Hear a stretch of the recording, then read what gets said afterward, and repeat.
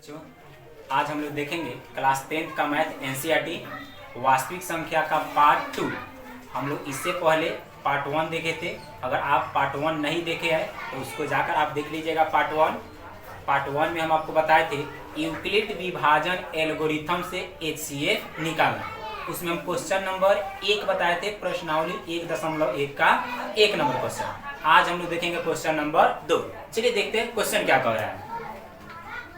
दर्शाइए कि कोई भी धनात्मक विषम पूर्णांक 6q+1 या 6q+3 या 6q+5 के रूप का होता है, जहां q कोई पूर्णांक है। यानी हमको सिद्ध क्या करना है, यानी दर्शाना यानी दिखाना है कि कोई भी धनात्मक विषम पूर्णांक होता है 6q+1 या 6q+3 या 6q+5 के रूप का होता है। यही हमको सिद्ध करना है। चलिए इसको बनाएंगे कैसे, आप बोर्ड पे ध्यान से देखिएगा, आपको पूरा अच्छी समझ में आएगा। क्वेश्चन को पूरा स्टार्टिंग से लेकर और लास्ट तक देखिएगा, तभी समझ में आएगा, अन्यथा समझ में नहीं आएगा। ध्यान दीजिएगा बोर्ड पे, आपको पूरा का पूरा हम सिखा देंगे। चलिए देखते हैं। हम आपको बताए थे यूक्लिड विभाजन एल्गोरिथम से, जो पिछले वीडियो में बताए थे, उसमें आपको हम एक फॉर्मूला बताए थे, आप शायद उसको याद रखे हुए। चलिए अब फिर से लिखते हैं। यहाँ पे सबसे पहले हम लोग लिख देंगे यूक्लिड विभाजन एल्गोरिथम से। यूक्लिड विभाजन एल्गोरिथम से एक फॉर्मूला होता है जिसको आप याद रखिएगा, A बराबर BQ+R, जहां 0 < R और B। ये फॉर्मूला होता है जिसको आप याद रखिएगा।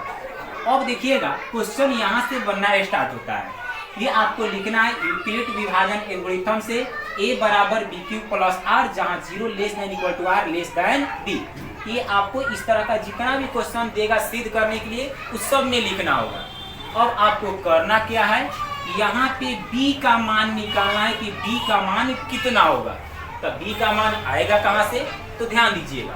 ये जो क्वेश्चन दिया हुआ है हम लोग का 6q+1 6q+3 6q+5, ये सब मान दिया हुआ है A बराबर। हम लोग जानते हैं फॉर्मूला, A बराबर होता है BQ+R। अगर आप यहाँ पे ध्यान से देखिएगा तो A के बराबर है, और यहाँ पे अगर आप ध्यान से देखिएगा तो बताइए B का मान कितना निकल रहा है। तो B का मान देखिए कितना है 6 है। चलिए तो यहाँ पे हम लोग लिख देंगे B का मान कितना आ गया, 6 आ गया। अब ये जो B का मान हम लोग निकाले हैं, इसमें जहां जहां B है B का मान को रख देंगे। तो यहाँ लिखेंगे, तो अब B का मान रखेंगे तो A बराबर, देखिए यहाँ पे B है तो B के बदले लिखेंगे 6q+R, जहां 0 < R और B का मान रख देंगे 6। हो गया, हम लोग B का मान निकाल लिए। अब करना क्या, हमको R का मान निकालना है। लेकिन R का मान किसके लिए, तो जो क्वेश्चन में बोलेगा। क्वेश्चन में क्या बोला है, धनात्मक विषम पूर्णांक है। धनात्मक विषम पूर्णांक, तो देखिए पूर्णांक आप जानते हैं, जो -3 2 1 0 भी हो प्लस में, उसको हम लोग पूर्णांक कहते हैं। और वैसा पूर्णांक लेना है जो धनात्मक हो, यानी माइनस वाला को नहीं लेना है, सिर्फ प्लस वाला को लेना है। तो जो क्वेश्चन में देगा यहाँ पे हम लोग लिखेंगे, चूंकि धनात्मक विषम पूर्णांक बोला है तो लिखेंगे चूंकि धनात्मक विषम पूर्णांक के लिए किसका मान निकालना है, R का मान निकालना है। तो धनात्मक विषम पूर्णांक के लिए R का मान बराबर, चलिए R का मान निकालते हैं। तो देखिएगा यहाँ पे आपको कह रहा है कि R का मान 0 से बड़ा या 0 के बराबर और 6 से छोटा होगा। और कैसे लेना है, धनात्मक विषम संख्या लेना है, विषम पूर्णांक यानी विषम वाला लेना है। चलिए 0 के बराबर या 0 से बड़ा, तो हम लोग लेंगे 0, एक विषम संख्या, 0 सम विषम दोनों में आता है, और 0 से लेकर 6 के बीच का लेना था। 0 हो जाएगा, 1 हो जाएगा, 3 हो जाएगा, 5 हो जाएगा। क्यों, हम 1, 3, 5 क्यों लिए हैं? क्योंकि विषम संख्या लेना है। 2 नहीं लिए, 4 नहीं लिए, क्योंकि 2 और 4 सम संख्या है। हमको क्वेश्चन मिला धनात्मक विषम पूर्णांक के लिए, तो धनात्मक विषम पूर्णांक के लिए आर का मान निकालिए। आर का मान बहुत सारा निकल गया, 0, 1, 3, 5, लेकिन पूरे आर का मान का जरूरी नहीं है, तो इसीलिए हम लोग क्या करेंगे, आर का संभव मान निकाल लेंगे। तो आर का संभव मान कितना होगा? अब ध्यान दीजिएगा, जिस तरह हम लोग बी का मान निकाले थे उसी तरह आर का भी मान निकालेंगे। तो ए बराबर बी क्यू प्लस आर, देखिए बी का मान निकल गया। अब हमको जो क्वेश्चन में बोला है 1, 3, 5 को सिद्ध करना है, क्योंकि यही प्लस में आर का मान है। तो आर का मान हमको कितना कितना जरूरी है, 1, 3, 5, तो यही मेरा संभव मान हो जाएगा आर का। तो आर का संभव मान हो जाएगा 1, 3, 5, ये मेरा आर का संभव मान हो गया। अब क्या करेंगे, इन मानों को बारीक बारीक से रखने पर अब क्या करेंगे, ये जो आर का मान हम लोग निकाले हैं, ये आर को मान को क्या करेंगे, इसमें रख देंगे। आर के मान को इसमें रख देंगे, वही मेरा हो जाएगा आंसर। देखिएगा, इसमें रखना स्टार्ट कर रहे हैं। ए बराबर 6 प्लस, पहले कितना रख देते हैं ए, फिर लिख देंगे या। ए बराबर, अब लिखेंगे 6 प्लस, अब आर का मान 1 के बाद रखेंगे 3, फिर लिखेंगे या। ए बराबर 6 प्लस 1 रख दिए, 3 रख दिए, अब रख देंगे 5। समझिए क्वेश्चन अब बन गया। ये हम लोग प्रूफ कर दिए कि जो ए बराबर 6 प्लस 1, 6 प्लस 3 या 6 प्लस 5 के रूप का है। लास्ट आपको काम क्या करना है, लिख देना है अतः। अतः में क्या लिखना है, तो दर्शाइए कि कोई भी धनात्मक विषम पूर्णांक 6 प्लस 1 या 6 प्लस 3 या 6 प्लस 5 के रूप का होता है। यही हमको सिद्ध करना था, तो ये मेरा सिद्ध हो चुका है। अब क्या करेंगे, दर्शाइए कि छोड़कर पूरा का पूरा क्वेश्चन को यहाँ पे उतार देंगे। क्या उतारेंगे, तो लिख देंगे कोई भी धनात्मक विषम पूर्णांक, कोई भी धनात्मक विषम पूर्णांक 6 प्लस 1 या 6 प्लस 3 या 6 प्लस 5 के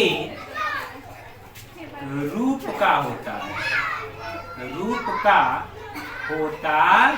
है, जहां Q कोई पूर्णांक है। यही हो गया मेरा प्रूफ। चलिए अब देखिएगा, एक बार और इसको आप ध्यान से समझ लीजिएगा। ये पूरा का पूरा हम आपको फिर से समझा रहे हैं। अगर इससे भी समझ में नहीं आता है तो एक क्वेश्चन हम और आपको लिख के समझाएंगे। सबसे पहले आपको काम क्या करना है, यूक्लिड विभाजन एल्गोरिथम से ए बराबर बी क्यू प्लस आर, जहां 0 less than equal to R less than B, ये आपको लिख देना है। उसके बाद आपको क्या करना है, ये फॉर्मूला है, इसको याद रखना है। अब हमको बी का मान निकालना है, तो बी का मान आएगा कहां से, तो जो क्वेश्चन देगा उसको लिखिएगा। देखिएगा बी की जगह पे कितना है, तो कितना था 6, तो बी का मान मेरा निकल गया 6। अब ये बी के मान को इसमें रख देना है, तो यहाँ बी था 6 और यहाँ बी था तो 6, दोनों का मान रख दिए। बी का मान निकालने के बाद आपको आर का मान निकाल लेना है। चूंकि जो क्वेश्चन में धनात्मक विषम बोलेगा तो धनात्मक विषम, धनात्मक सम बोलेगा तो धनात्मक सम, अगर पूर्णांक बोलेगा तो पूर्णांक, जो बोलेगा उसी को लिखेंगे। तो धनात्मक विषम पूर्णांक के लिए आर का मान निकालेंगे। तो आर का मान देखिए, आर का मान यहाँ है, आर का मान 6 से छोटा होना चाहिए, 0 से बड़ा होना चाहिए।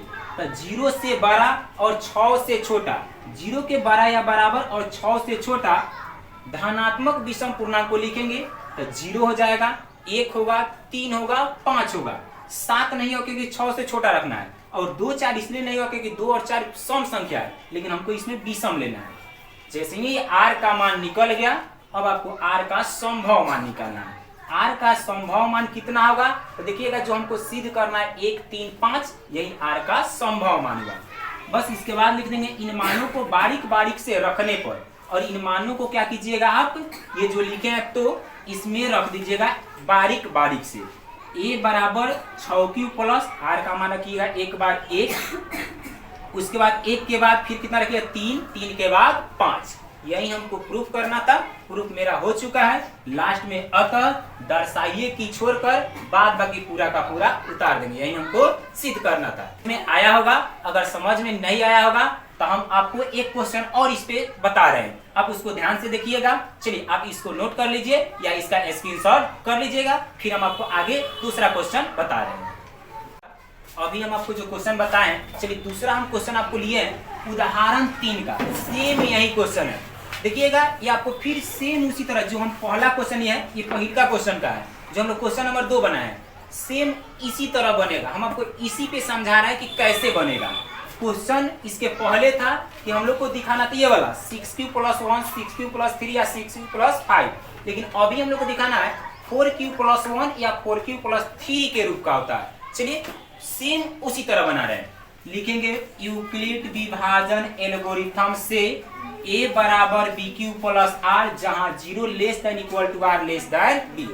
अब इसके बाद है मेरा काम b का मान निकालना। तो देखिए क्वेश्चन में दिया हुआ है 4q + 1, 4q + 3, ये सब किसके बराबर है? a के बराबर। हम लोग फॉर्मूला जानते हैं a बराबर bq + r।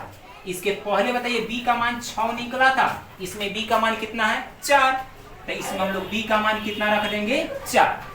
सेम वही बात करना है, और ये b के मान को इसमें रखना है। तो यहाँ पे b है तो यहाँ पे हो जाएगा 4, फिर यहाँ पे b है तो यहाँ पे b हो जाएगा 4। फिर लिखना है चूंकि इसमें भी धनात्मक विषम पूर्णांक है, तो चूंकि धनात्मक विषम पूर्णांक के लिए r का मान, तो r का मान कितना होगा? तो 0 के बराबर या इससे बड़ा 4 से छोटा लेना है, और धनात्मक विषम पूर्णांक लेना है। तो 0 हो जाएगा, 1 हो जाएगा, 3 हो जाएगा। अब हमको r का संभव मान चाहिए, तो r का संभव मान देखिए कितना हो जाएगा? तो 1 है और 3 है, यही 1 है और 3 है, तो r का संभव मान 1 हो गया, 3 हो गया। इन मानों को बारीक बारीक से रखने पर सेम पिछले क्वेश्चन की तरह, तो a बराबर यहाँ पे जो मेरा है क्वेश्चन, इसको हम लोग मिटा देते हैं, पहले का क्वेश्चन का है, तो ये हो जाएगा कितना? इन मानों को बारीक बारीक से रखिए इसमें, तो 4q + 1 या 4q, a बराबर 4q + 1 के बाद कितना? 3 बन गया, प्रूफ हो गया। अब क्या करेंगे? लास्ट में लिख देंगे अतः कोई भी धनात्मक विषम पूर्णांक, कोई भी धनात्मक विषम पूर्णांक, बस ये क्वेश्चन लिख दीजिए, कोई भी धनात्मक विषम पूर्णांक 4q + 1 या 4q + 3 के रूप का होता है जहाँ q कोई पूर्णांक है। देखिए क्वेश्चन वही है, बस थोड़ा सा चेंज किया है, सेम उसी पैटर्न पे हम लोग बनाए हैं। उम्मीद करते हैं कि आपको समझ में आया होगा। आप क्या कीजिए, इसको नोट कर लीजिए। इसके बाद हम आपको क्वेश्चन नंबर 1 बताए, 2 बताए, अब हम लोग क्वेश्चन नंबर 3 बनाएंगे।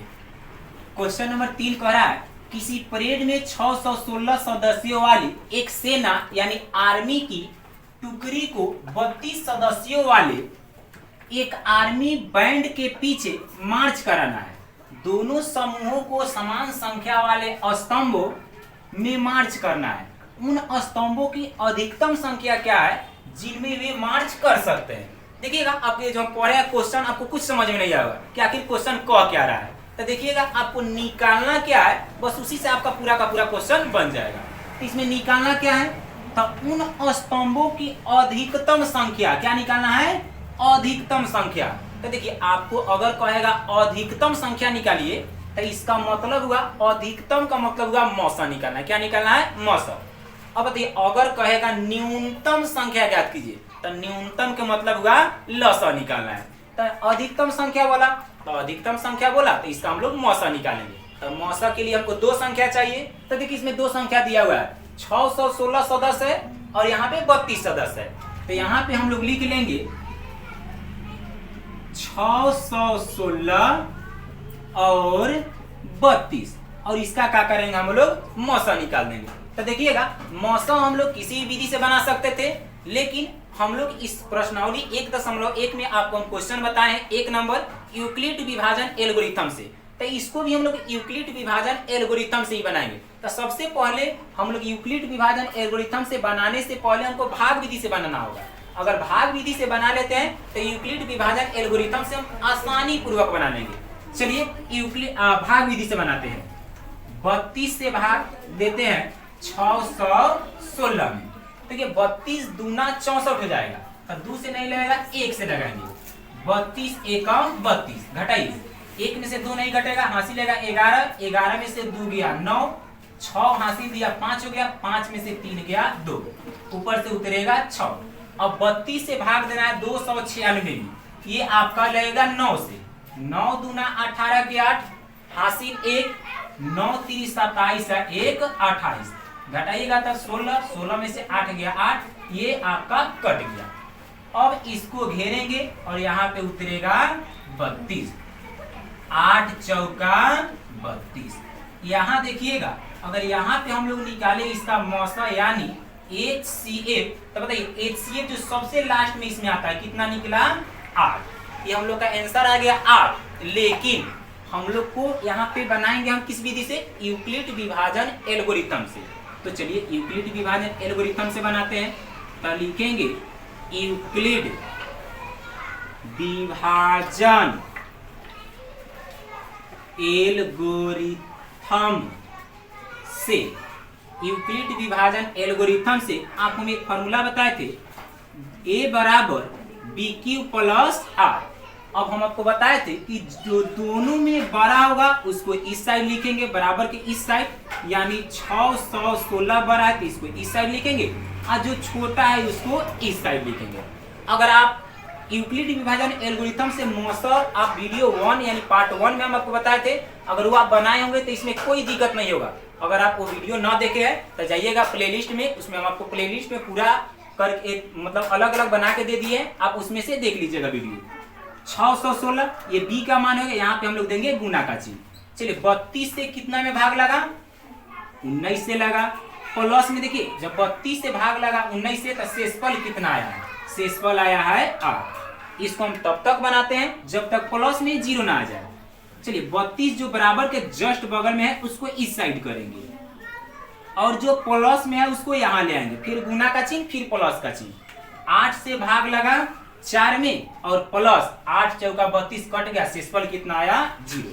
अगर शेषफल प्लस 0 आ गया इसका मतलब मेरा ये क्वेश्चन बन गया। बताइए HCF कितना होगा, तो HCF किसको कहते हैं, तो जो सबसे नीचे वाला लाइन में बराबर के जस्ट बगल में हो उसी को हम लोग कहते हैं HCF यानी मौसर। ये मेरा आंसर HCF का कितना आया 8 आया।